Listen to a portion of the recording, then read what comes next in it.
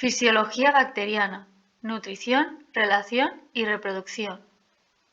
Referente al funcionamiento de las bacterias, centrándose en las tres funciones vitales que realizan nutrición, relación y reproducción, observamos que, a nivel de nutrición, las bacterias pueden llevar a cabo todos los tipos de metabolismo que hay.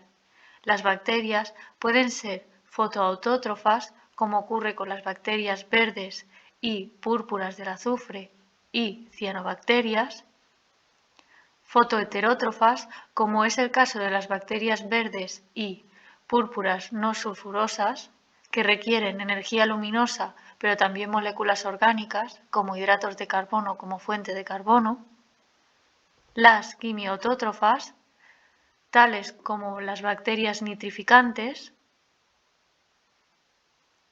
y quimioheterótrofas, como las bacterias sulfatorreductoras. Por lo que respecta a las funciones de la relación, existen muchas especies de bacteria que poseen movilidad. El desplazamiento se puede llevar a cabo a través de retracción sobre un sustrato sólido, por medio de movimientos de contracción y dilatación, o a través del flagelo.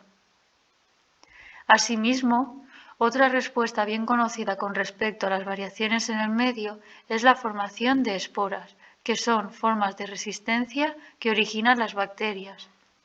Las bacterias, cuando se encuentran ante condiciones ambientales adversas, entran en periodos de metabolismo reducido y protegen su ADN, formando una cubierta compleja alrededor de su material genético, dando lugar a una espora.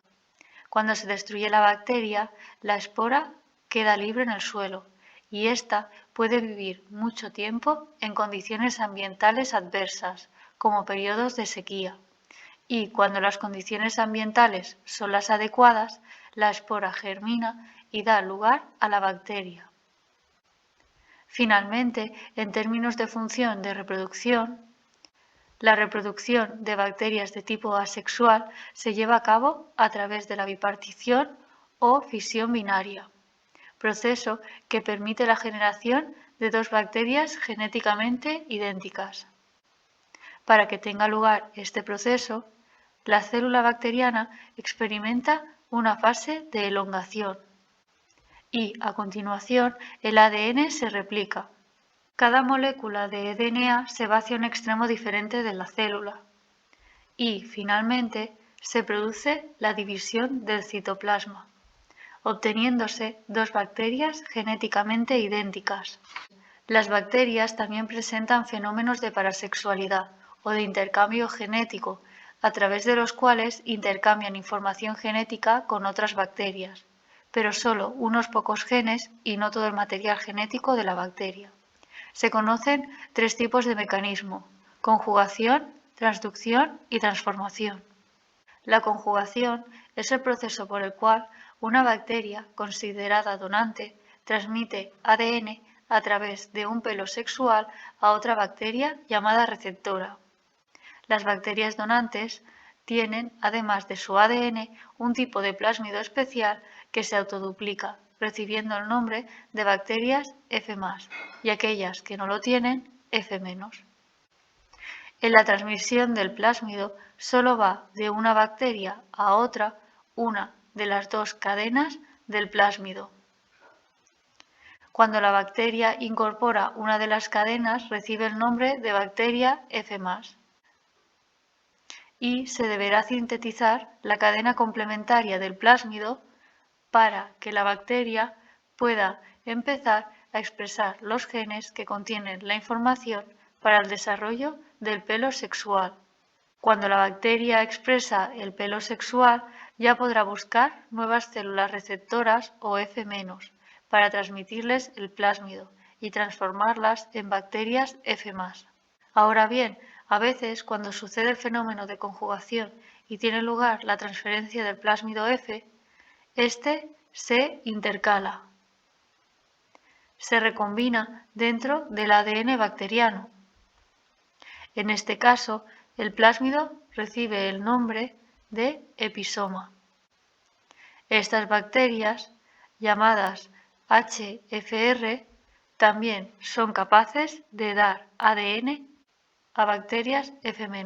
Así pues, en la conjugación, una bacteria HFR transmite una parte de su plásmido F y algunos de los genes adyacentes de su cromosoma, que se recombinan con el ADN de las bacterias receptoras, quedando integrados, y la parte del segmento de plásmido transmitido acaba siendo degradado.